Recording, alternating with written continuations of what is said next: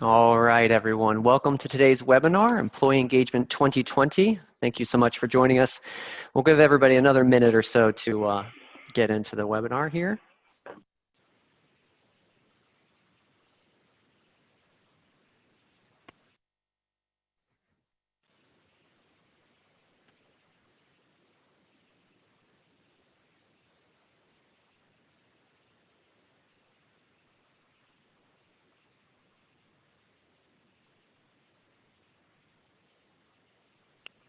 All right, let's get this started.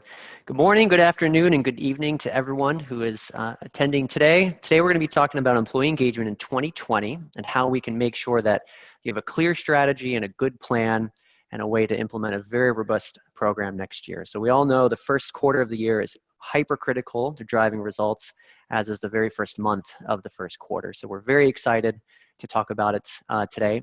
Two small items of housekeeping here. First and foremost, we've booked out 45 minutes for conversation around this topic, and then about 10 minutes worth of Q&A. We'll reserve the last 5 minutes for bio breaks and getting ready for your next meetings and the rest of your day, number one. Number two, if you do have questions, we absolutely want to hear them. Use the question box at the bottom of your screen. You can submit it to me, and then when the Q&A section comes up, we'll get those tackled. Also, this webinar is being recorded, and we'll be sending an automatic email right after this webinar, so you can share with colleagues or rewatch at your leisure. So let's talk about our speakers today. We have Ranjit Jose. He's the co-founder at Hyphen. Ranjit's got a long background in consulting and software, and now his passion is shrinking the space between leaders and employees. For anyone who's worked for a large company, oftentimes there's this massive, massive gulf between executive management or executive leadership and the employees at a company. And his big focus and passion is really on shrinking that space and developing that trust that more often than not is lacking. We also had Alita Maxwell, the CHRO of Dos Toros, who was going to be on the call today.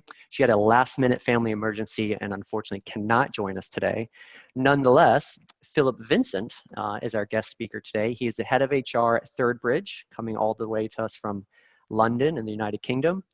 Philip also has a very long history. He's been in a lot of different industries, all in HR leadership roles between telecoms, research, the tech sector, and so on. So we're both excited to have both of these speakers here today. So with that, I'll pass this on to Ranjit to cover today's agenda.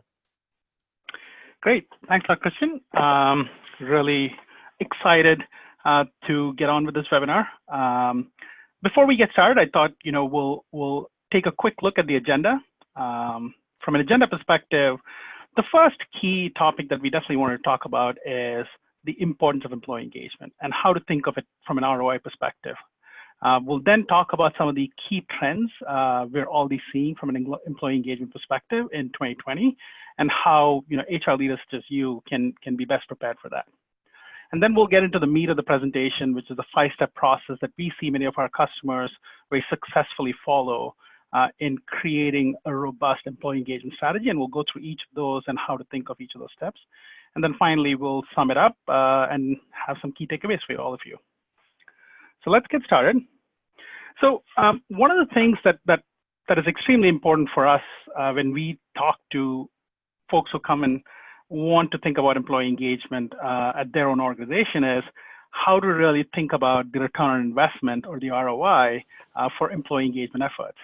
Everybody understands instinctually that employee engagement is great. It's great to have engaged employees. But what does that really mean for the organization? In the end, organizations are geared towards moving forward, creating more revenue, more profits, and everything organizations have to do have to fit within that perspective. And what we have seen from experience of our customers, from a lot of research, and a lot of this data is from Harvard Business Review's article on how employee engagement practices can increase ROI significantly. We see that there are 3 clear markers where it shows up. The first is productivity. All of these, when we actually look at it, it seems very obvious. Productivity will obviously increase when you have engaged employees, because engaged employees tend to be extremely collaborative. They communicate very effectively with their coworkers, and they also communicate very effectively with your customers, your vendors, and what that ends up creating is a much higher level of productivity, which HBRCs are greater than 20% the normal. So if you're a 500 employee or 1,000 employee organization, you can imagine if all of your employees are being productive at a higher level, 20% higher level, that obviously means great returns from an ROI perspective. The second one is retention. Engaged employees are more in tune and connected to their peers, and what that creates is the lower likelihood of them looking around and wanting to move. Replacing an existing employee in many different studies is shown to be 30 to 100% of their annual salary. Now, this is obvious because your existing employee has been onboarded, knows your organization, knows all the critical people that they should be talking to get their job done, knows your business, knows your product, and having someone like that leave does mean that a significant loss of productivity while they've left and while you find a new person, while you onboard that new person. So increasing retention is extremely important, and it's always surprising how organizations spend a lot of investment on recruiting and recruiting consultants and all around that, but not as much around employee engagement and retention. And so another slice of or way of looking is the high retention value that you get out of employee engagement. And then finally, profitability. Engaged employees are a lot more likely to have positive, constructive conversations with your customers, with your prospects, and give their best, at their work. And what that really means is that your customers are more likely to do more business with you. Your prospects are more likely to buy from you, and all of that obviously leads to higher revenue and higher profitability. So this is a great way for you to think about the ROI that's from an employee engagement perspective. But another great way to visualize is what does this really mean from the life cycle or a journey of an employee, a single employee with an organization. As you would imagine, when a new employee comes in, there's a certain period while they're being onboarded and their productivity is slowly ramping up. And once they've been onboarded, it takes a while, they plateau out in terms of their productivity. And then finally, when they choose to leave, the productivity starts decreasing. What employee engagement is really trying to really help you, and employee engagement efforts really focused on, is moving these markers here. So if you had a great feedback process, across your organization around how you onboard employees and figure out all the issues that you encounter in there and actually solve for them, what you can actually do is you can onboard employees a lot faster and get them a lot more productive a lot faster. And then finally, if your employees are engaged, their levels of productivity are much higher. We talked about that in the previous slide. And if they're engaged employees, they're likelier to leave much later than they would have, if they weren't as engaged. And so what you see is this gray zone of increased productivity, increased ROI. And this is a great framework or way of thinking about the return on investment that you can get from employee engagement strategies, and something for you when you are internally communicating with the organization, ways to think about, what that return would look like. But here's a great point. I'd love to, get Phil, your thoughts in terms of at Third Bridge, how do you think of ROI from an employee engagement strategy perspective? Absolutely. Thanks, Ranjit. For us, it's really around retention. That was the major focus and why we started getting regular feedback from employees. You're absolutely right. I mean, the cost of replacing employees is very, very expensive. The other thing for us is actually getting feedback around the recruitment process. That's another key one for us, and also the improve the recruiting and the profiles that we're recruiting as well for the organization and the roles within it. Great, yeah. I mean, these ensuring that you have great strategies and processes in place around engaging employees at all these stages can really make a big difference in terms of the return you get out of that. Great. So moving on, let's talk a little bit about, as 2020 is about to roll in, what are some of the key trends that we're seeing out there? From an employee engagement perspective, there are a few key trends that I thought, is becoming more and more relevant, and as people leaders, is extremely important for everyone to factor in.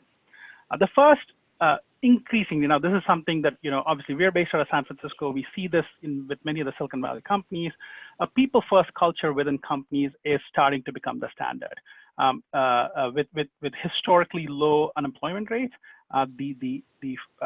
war for talent is just becoming fiercer and fiercer. And so it's extremely important to ensure that you have a people-first culture, and that is one key trend that we're seeing companies really embrace. The second is with millennials and Gen Z increasingly starting to become a bigger share of the workforce, flexibility, work-life balance, and being able to manage work, in this flexible world is something that is also becoming extremely important for employees. And so that's a big trend that we see. Organizations really trying to reformulate what their work sort of situations are, and how do they accommodate employees who are looking for more flexibility. Diversity and inclusion continues to be something that's extremely important for organizations. Organizations are continuing to increase efforts to ensure that their employees are diverse, and that continues to be a very important trend. Something, again, with the rise of social media, we are increasingly seeing employees as brand ambassadors. Very often, if you sign into LinkedIn or Facebook, I'm sure all of you see employees sharing, different things that are going on with their companies, or talking about some great marketing activity, or a customer win, or customer success at their own company. And so companies are increasingly seeing employees as great brand ambassadors. And from an employee engagement perspective, that is also something that is very important to keep in mind, that your employees' interaction on social media and different platforms increasingly reflect on your organization. So you want to make sure that you're staying on top of that. And then finally, data, people analytics, and AI. I clubbed this together across lots of research. You see people are increasingly investing in ensuring that they have great leverage of the data of the people that they already have. How do you organize all that information? How do you make sure that you're able to analyze all that information?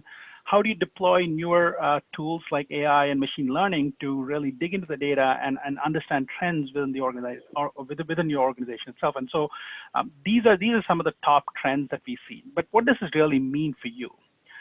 From a people-first culture, what we see from an employee engagement perspective is it's all the more important to check in often.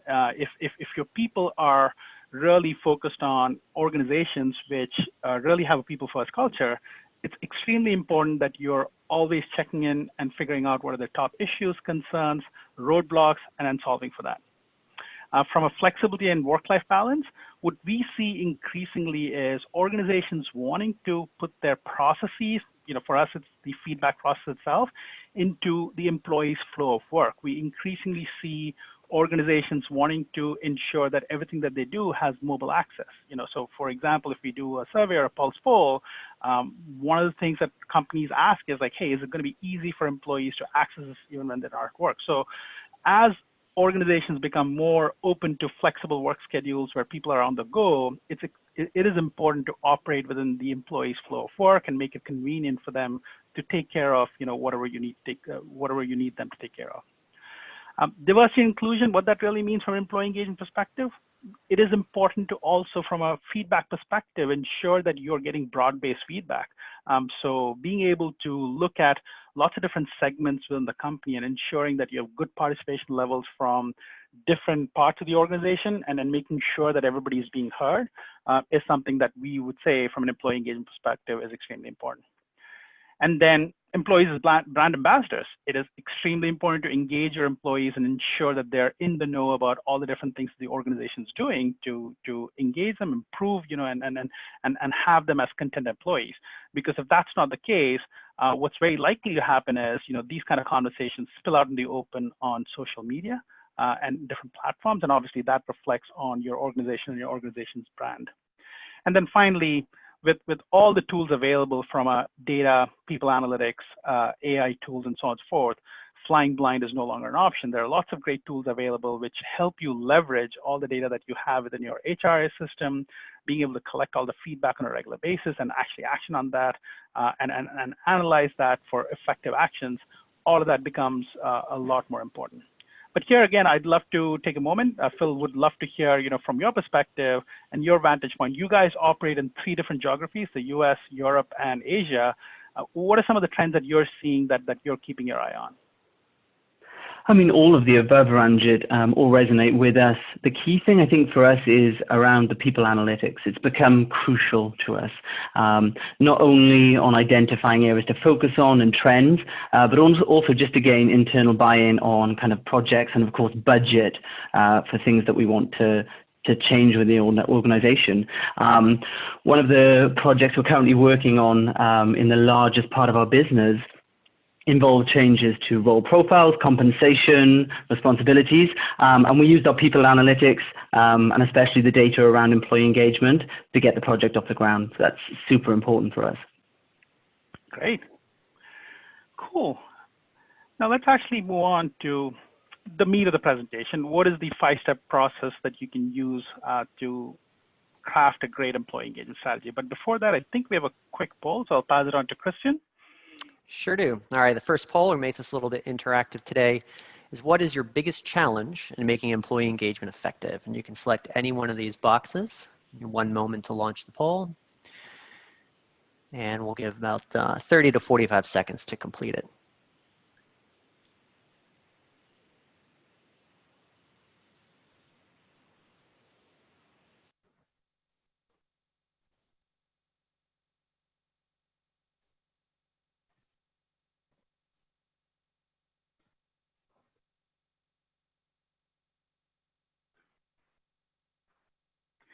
Great. I think I see everyone furiously choosing away. I'll give us another 10 seconds here. Your biggest challenge in your efforts to make employee engagement effective. All right, we'll close the poll. I'll turn it back over to you, Ranjit, to interpret the results. Great. I think what we're seeing in the first part is formulating clear actions from engagement data. That's with 40% saying that is the biggest challenge. That's great, because we actually, in the later part of the webinar, will be talking about how you go about that. Close second right behind is all of the above, so that is great. And then right behind that at 11% meaningfully interpreting engagement data, and then 9% at collecting engagement data. So all of these are areas that we're going to be talking about. So it's great to see everyone giving their perspective. Cool. So let's actually move on to what the 5-step framework looks like.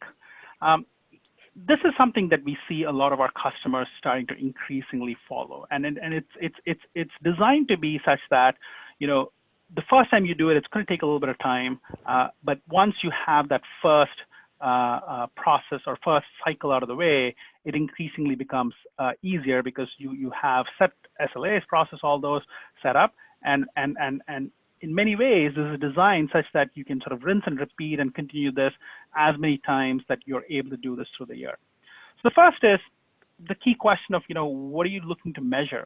From an employee engagement perspective, it's extremely important to know what are the critical issues that are facing your employees and being able to solve for them. But to really get to that, you really need to think at a higher level, plan for what are the key goals of the organization and align that with what you're going to be measuring. And so thinking through what are the key measures that you will be looking at, what are the key drivers and categories you're going to be measuring, and what are the questions that you'll have in there is obviously the first step.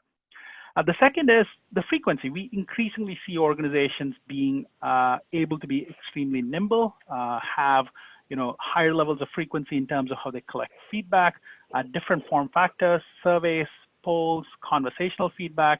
And so thinking through what that frequency looks like, and that frequency has to align with your organizational readiness, and putting those two together is extremely important from having an effective employee engagement strategy.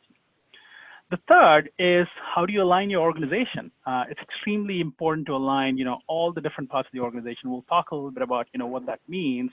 And so that's the third step. And then how do you collect the data, read, organize, and communicate? Being able to conduct a survey is in some ways pretty easy, but the real heavy lifting comes after. So being able to ensure that you're able to collect, analyze that data, and then obviously get great insights out of that is the fourth step we'll talk about. And the most important step, which came through in the poll responses, is how do you convert all this into actionable outcomes? In the end, employee engagement and employee engagement measurement and all of these don't really mean anything if you're not going to take action from them. And by and far, we see that as like one of the most important things that organizations actually, sort of don't pay enough attention to. And so ensuring that you do that in an effective way is extremely important. And then once you're done with that, you rinse and repeat. And so this is in many ways, having a clear strategy around how you go through all these different steps and such that almost becomes second nature for the organization is something that we see to be extremely effective. Great. So let's start with, what to measure. What are the key drivers, questions, and how do you think about it? The first part of this is planning and preparation. Thinking through questions like, does your leadership team have specific goals? I mean, these tend to be business goals for the organization. You definitely want to make sure that, whatever employee engagement strategies that you're coming up with is aligned with what your leadership team is actually looking to achieve for the organization. All organizations have some big, gnarly issues that they're dealing with, and these are very likely to come up as great data points from the response of your employees. So already having a thought process in terms of, what do you want to really accomplish with the data that's coming back from the feedback is also something that's extremely important. It's important to ensure that you're starting to, right in the beginning of the process, align with other departments. And this becomes important when you're analyzing the data where you might have to partner with, people who lead the other departments, but also in terms of executing, if you're thinking of a solution like Hyphen, which, allows real-time integration between, the data of your HRIS system to your employee engagement platform, you need to have IT involved so that, all of that becomes an automatic process and not a manual process. What granularity of the data are you going to be bringing in to be able to conduct your employee engagement strategy? There are organizations that bring in lots of granular information, such as tenure and seniority and so on and so forth, whereas some organizations who say at this point, we're only able to look at the data at maybe a department or a location level. So being able to look at what the granularity of the segments that you want to be able to analyze is also something that's important. And then finally, are you going to have a little bit more of a manual process? Or are you going to have a lot more of an automated process? Each of those approaches come with, different levels of, work that you have to have the organization or your department prepared for. And so having a notion of, what that process will look like is something that obviously you want to be doing at the beginning itself. Getting into actually the categories and the drivers in the organization, this helps you organize all that feedback that's coming at you in a much more impactful way.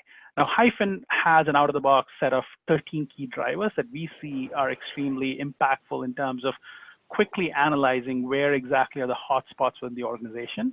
But each organization will have their own sets of drivers or categories that they want to be measuring.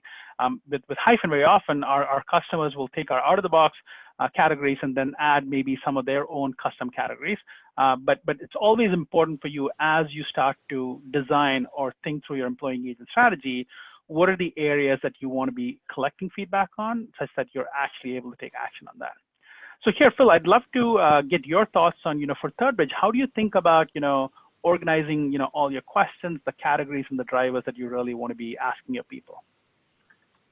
I'm just actually thinking back, looking back to when we designed our first survey.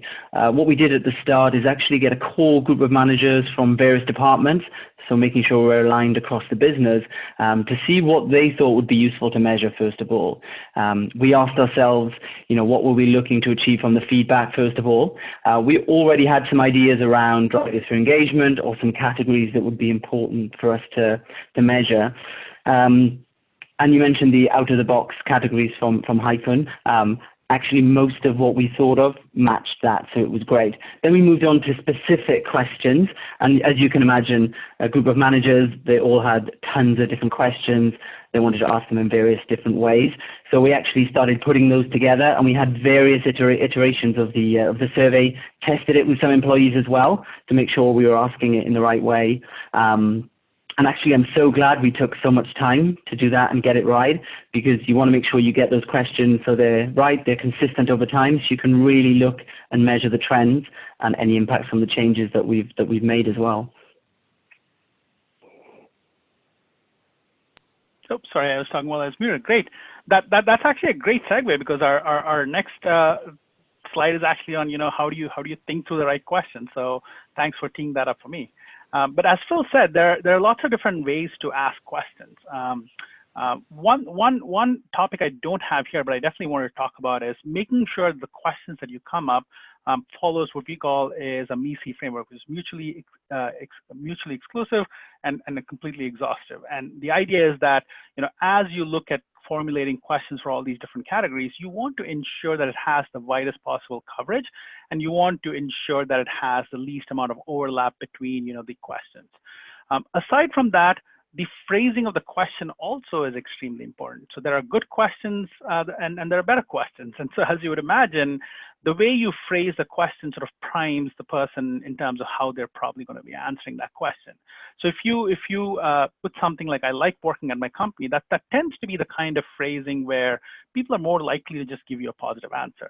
Whereas you as an organization are really trying to tease out some of the underlying issues that might be going on. And so what we see is, if you're able to phrase it something as, "I would recommend my company as a great place to work," now people get a little bit more analytical about, how they would answer that question. And that's more likely to give you great feedback in terms of how people view the organization. Same thing with financial situation of the company. If you just say, "My company's financial situation is stable," that's very likely to just elicit a positive response. Whereas if you say, "I believe that my company is in a position to succeed," that can give you a lot more of the underlying thoughts that people have in terms of, is the organization going in the right direction?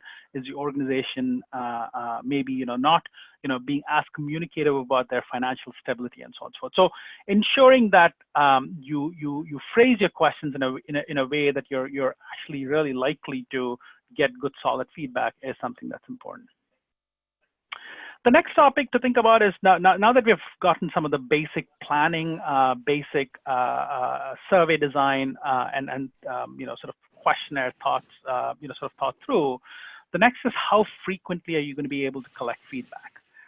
Again, here, I think we have a poll, so I will pass it on to Christian. All right, thanks, Ranjit. I'll launch the poll right now. Primary question is, how often do you solicit feedback from your employees? So before we begin this next section of discussion, let's get a sense for the audience about how frequently you're communicating.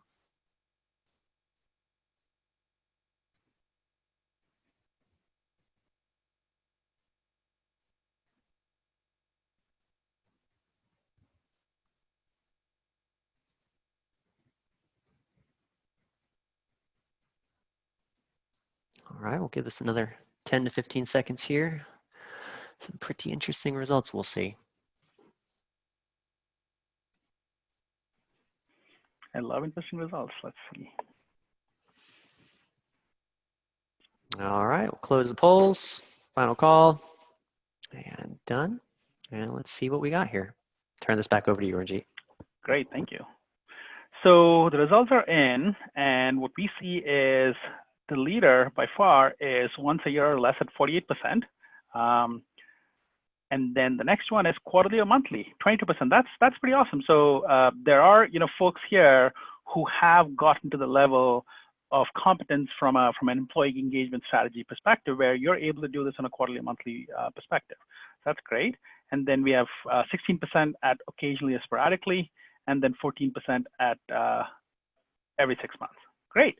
Some great results here. Yeah, so let's think through, what do you, let me just advance slide. Yeah. How do you think about the frequency for your organization? The first part is, the more frequent, obviously, the better. You're getting a more of a pulse on where your organization is, but it's extremely dependent on the organizational readiness of your company. Collecting feedback on a regular basis and actioning on them is actually a time-intensive process if not done correctly, or if you don't have the right tools in place. And so what you want to be able to look at is, how often will my organization be able to put out a survey or a pulse poll or other forms of feedback, and how often are we going to be able to take all the data, analyze that data, get insights out of that data, and then able and action on that data.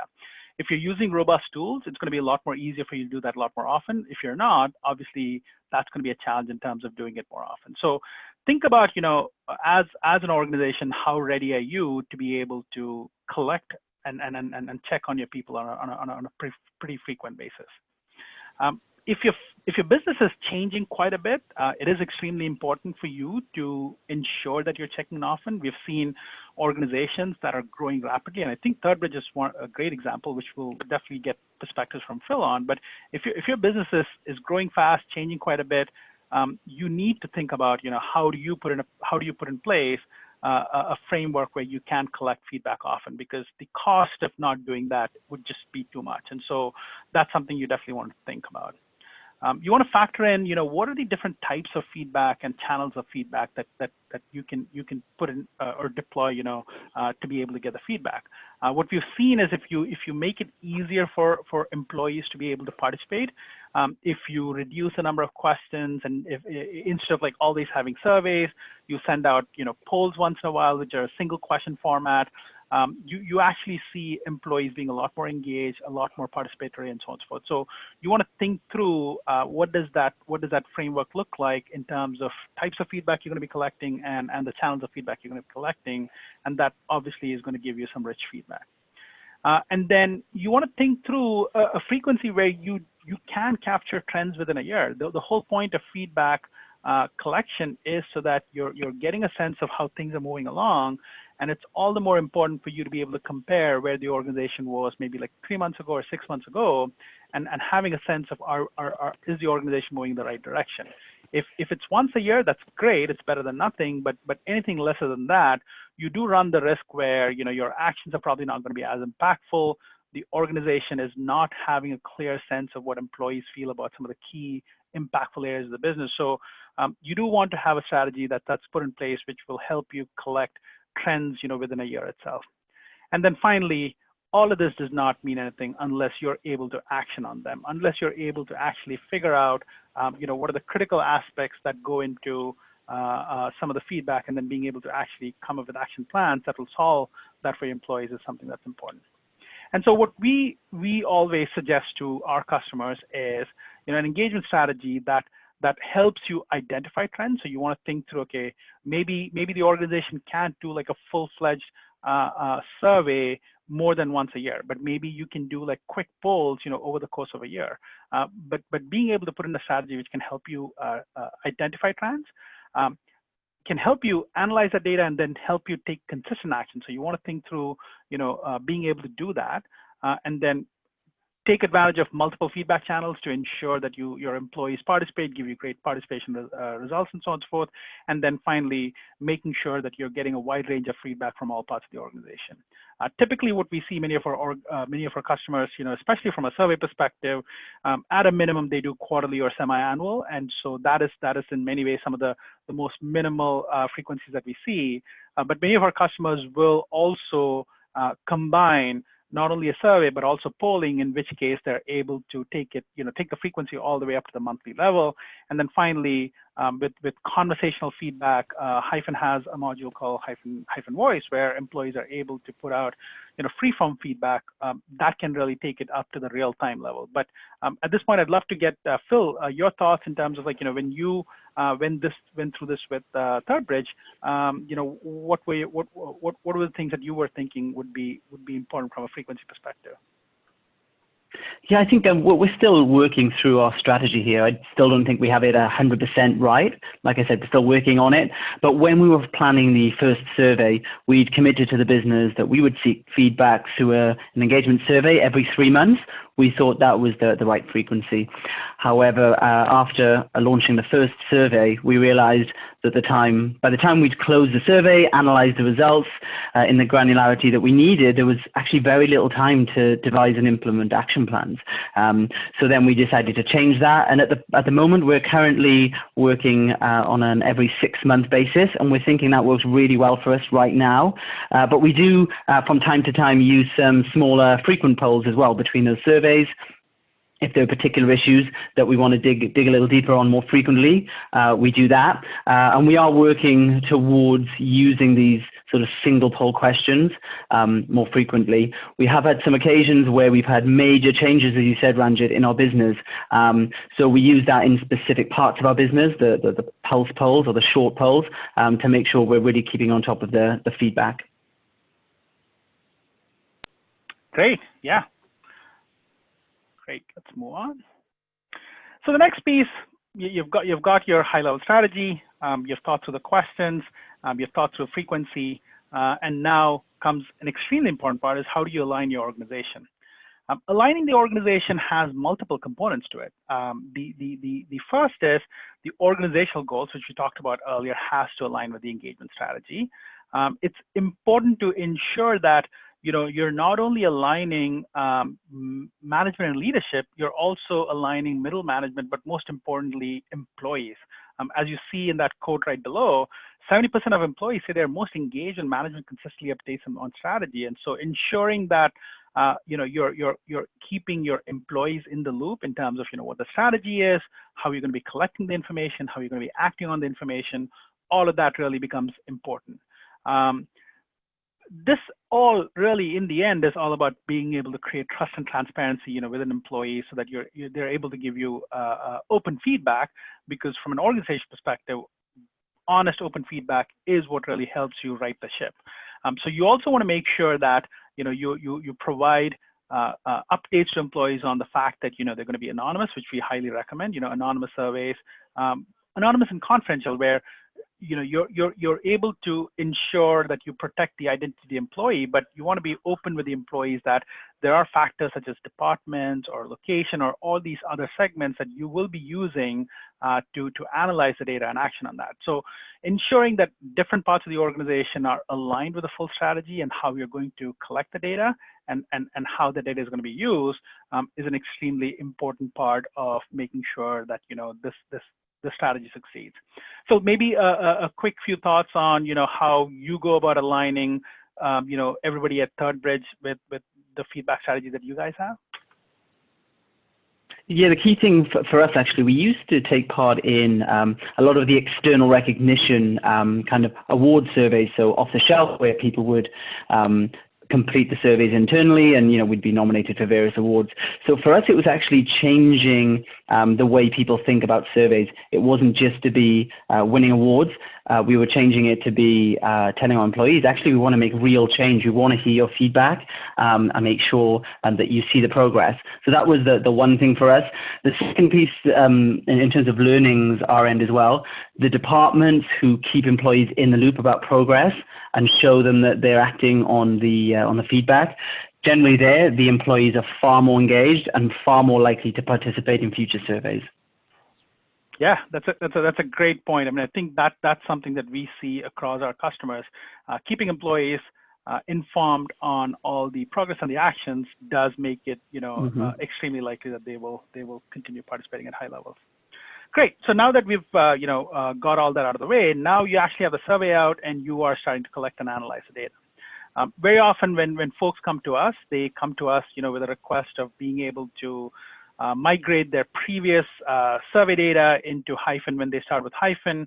And when we look at their data, we're always amazed at how fragmented, how difficult it is to get insights and analyses out of that. And so whatever you choose, you want to make sure that all that data that you're collecting, you're able to visualize that pretty easily. You're able to drill down based on whether it's categories, segments, location, department, seniority. I mean, there are lots of different ways that you can be drilling down to get a sense of where are the hotspots, because in the end, what you're looking for is key hotspots within an organization where organizationally you might be doing okay, but particular locations or particular departments or particular micro segments might have particular challenges going on. So make sure that that if it's going to be manual, that you have a team that's going to really put all that data together and help you visualize easily. But if you're using an automated solution, obviously that becomes a lot more easier. But being able to visualize that information in a neat, concise, crisp manner, it just makes it a lot more easier for you to be able to figure out what are the critical areas that you need to be focusing on. And then analyzing the data itself. I mean, this is an extremely important part of the feedback strategy. What we very often see companies do well is sort of fan this out into more people than HR being the only a department that handles this. So typically we see organizations creating small task force where you bring up, a group of key managers. These might be managers that are, from different parts of the organization, different departments, different groups, and so on and so forth. Being able to create a checklist such that everybody is consistently reviewing the results, such that, the insights and the hotspots and the data points that you're going to be able to pull out of that is something that you can actually action on and actually make sense for the rest of the organization. So having a consistent checklist across, different teams who are helping you analyze that. Try and use some of the, great technologies out there where you're able to, turn qualitative data into something that's quantitative. There are tools out there where, you can actually, you go through all your comments, and machine learning algorithms will tell you what the sentiment of that is. Hyphen actually provides that with our solution, where comments data now no longer become something that is not really looked at. You really want to be able to get a quick sense of what is the sentiment with the organization. So being able to have a clear plan of attack in terms of how you go about analyzing the data is extremely important. And then finally, the most important part is going to be, how do you convert this into actionable outcomes? We have another, I think this probably is the last poll. So Christian, I'll pass this on to you. Thanks so much, Ranjit. All right, let's launch the poll here. Just 3 simple choices. Scale 1 to 3, very effectively, somewhat effectively, or not at all. How does your organization channel feedback into your overall strategy?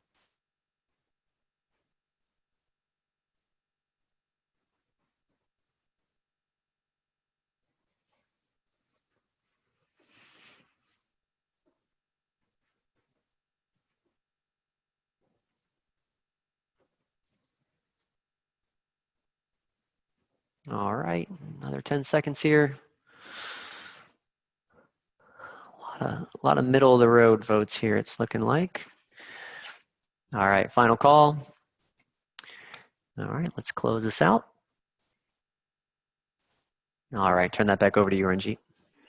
Great. The results at 62%, the winner is somewhat effectively. So that's great. But 35% is second with not at all effectively, and then very effectively is at 4%. So lots of work to be done. So let's actually dig in and look at how you think about, taking all this data and then being able to action this for the organization. In the end, this is the prize. This is what helps you create trust within the organization. And when your employees have trust within the organization, they're likely to be extremely engaged. Unstructured feedback plus action, you end up with wrong actions. Or structured feedback with no action, employees basically lose faith and start thinking, why are we even doing this? So the whole point of this is being able to get feedback in a structured way, find out, what are the key things to be actioning on. And once you take those actions, you're going to automatically see employees having tremendous trust in the organization.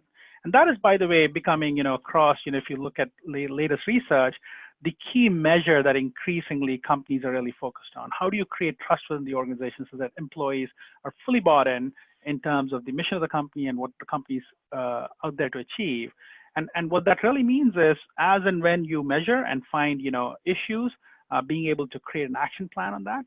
And that's very easy to say. The execution of that is actually, quite challenging. So what we see with many of our customers is, first of all, when the first few times you have, your feedback process running through, there are going to be a few low-hanging fruits that you find. Those are the easiest one to tackle, and those create tremendous trust within the organization right away as you tackle them. So being able to figure out, what those low-hanging fruits are and quickly tackling them is something that can be quite helpful. The other piece, which many organizations don't do as effectively, is once you've come up with an action plan, which is going to be organizational wide. So typically what we see be effective is, management has a set of actions, and then, your next level management has a set of actions, middle management, and so on and so forth.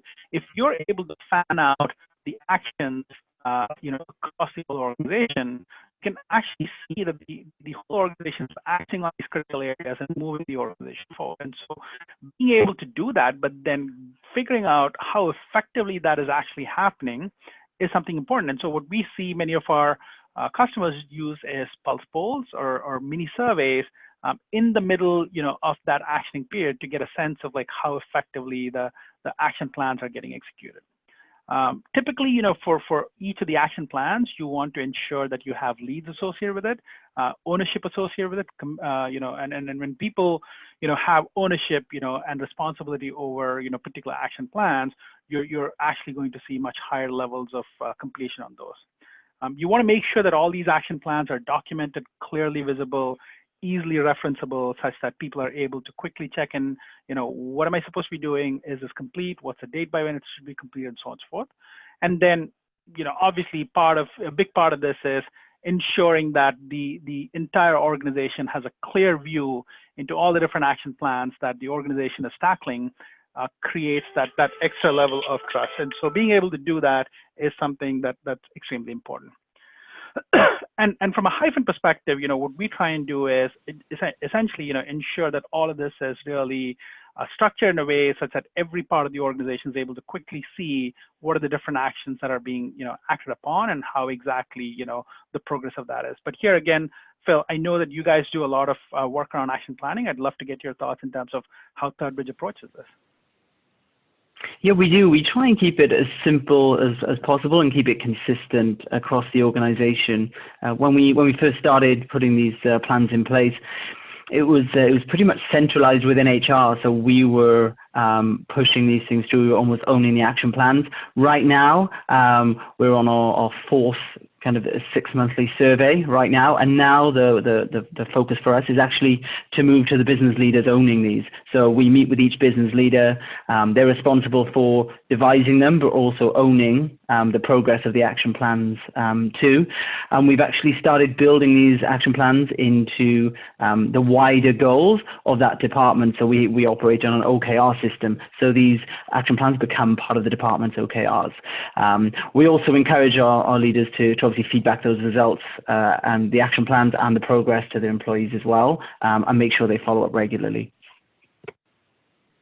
That's great. I mean, that also brings up an analogy which I love talking about, which is that in many organizations, what we have seen to be effective is exactly what Phil said, which is that HR and people departments tend to be sort of the coach, and the players on the field are the department, sort of leaders, the managers, and so on and so forth. And so, as a coach, you want to structure the process, you want to give them pointers and so on and so forth, and you want to help them monitor the progress.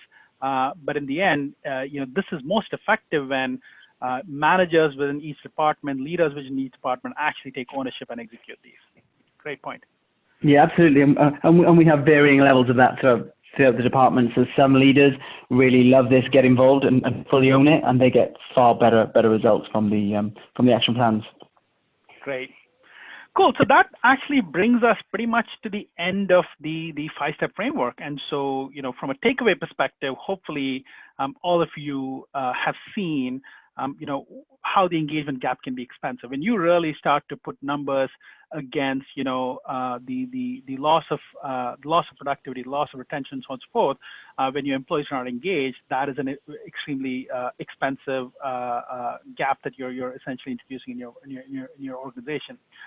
Employee engagement strategy is critical and needs to be linked to the overall organizational goals, and you really want to think through how can you create a framework where you're continuing to listen from employees on a continuous basis, and you have all the right mechanisms in place to ensure that people are actually feeling heard. Another key point, you want to make sure that as you collect all this data, that it's not only sitting within HR, that this data is available to all levels of managers and leaders, and that they're able to look at this and actually create action plans that make sense for their part of the organization. Because in the end, getting all this feedback and no action really defeats the whole purpose of this. And finally, if you saw that diagram that we had, which basically showed this virtuous cycle, employee engagement is a continuous process. It is very akin to sort of the OKR or performance management process, where in many ways you're just essentially rinsing and repeating. You have to start, you have to continue to improve, and continue to ensure that the organizational competency at being able to get this better and better, moves forward. And what that really results is an extremely engaged organization. But Phil, I'd love to get some closing thoughts from you before we move to Q&A. Oh, Phil, are you there? Oh, yes, so it was on mute as well, Ranjit. Yeah, the key learning process actually was it's an ongoing process. So we keep changing, reiterating as we go along.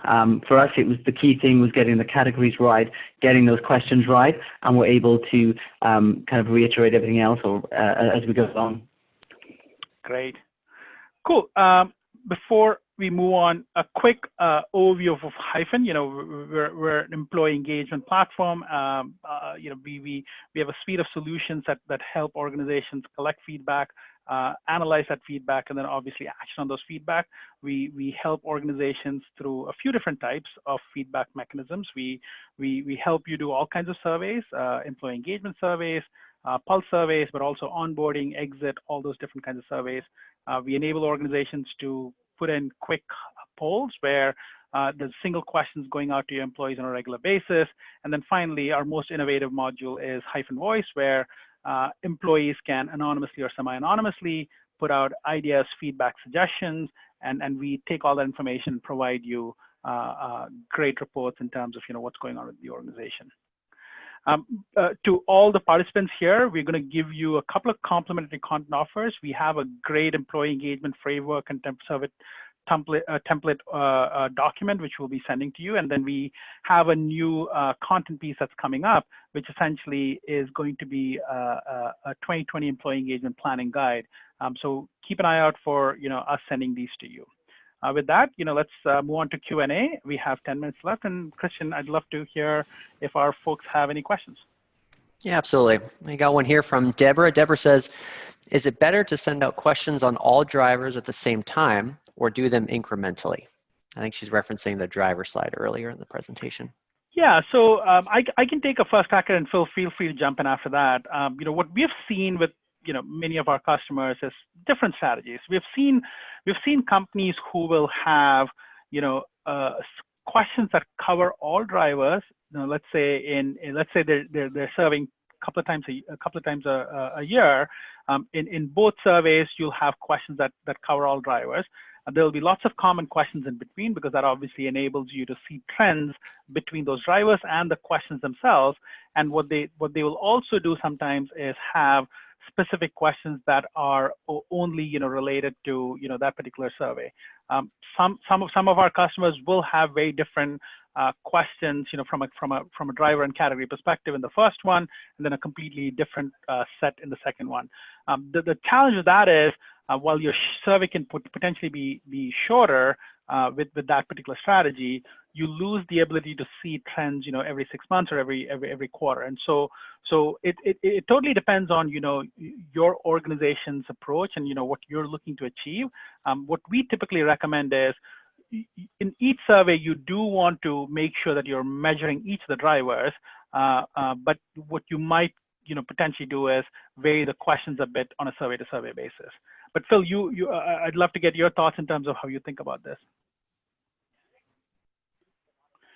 Oh, Phil, if you're speaking, you're on mute. Can you hear me? Yeah, we can hear you now. Great. For us, we have 8 key drivers that we use consistently, time after time, and the questions generally stay the same throughout each survey. But what we do is we use the pulse polls to really then dig deeper. So we may do some pulse polling around a particular driver, like communication, if we wanted to get some more information, or if we want to see if a particular initiative is really changing or moving the needle on that particular driver. Great. Great. All right, we've got another question here from Haley. Haley asks, any recommendations for encouraging department leaders to own this process instead of HR? Ooh, that's an interesting question. So what we have definitely seen, Haley, is that you know, the overall engagement strategy is usually owned by HR or people departments, but with regards to ensuring that you get good participation, you definitely want to get the help of all the different department leaders. What we've seen some of our customers use very effectively is sort of gamify the whole process. They send out regular updates to either the whole organization or just department leaders on what the participation levels of each of the different groups are. That creates a little bit of a gamification where everybody wants to be the first group that's hit 100%. And then from an action plan perspective, I'm a firm believer, and we as an organization see this to be the most effective, where action plans have to be owned by department leaders. HR sort of helps and chaperones the process, but in the end, executing on those action plans only works if department leaders actually take ownership of that. Phil, I'd love to hear your thoughts. I'm sure you have real-world experience with your organization. Yeah, for us, it's getting easier. Our managers and the leaders in the business are now seeing the benefits of getting this feedback, and then seeing the benefits of when we improve in particular areas. So that's getting a little easier when they see the benefit. The other thing we've actually done is we build it into their OKRs. So when we have goals and objectives for departments, the action plans from these surveys form part of it. So it's really important that they follow up on that as well throughout the year. We also do fun things like cupcakes, and it may sound silly, but that really does drive engagement around the whole process. All right. That's right. I think I've seen a few pictures on LinkedIn about the survey day when you send out cupcakes, right? That's right. And we got a great participation rate first time round. Very nice. Okay. Well, we said we'd give you a couple of minutes at the end of the hour to get ready for your next meeting if you've got one. So a quick recap: the call has been recorded. You'll receive this per email in just a couple hours. And I'd like to thank both Philip for their time and Ranjit as well. Thanks to you both. Thanks, everyone. All right. Everyone have a good rest of your day. Thanks so much.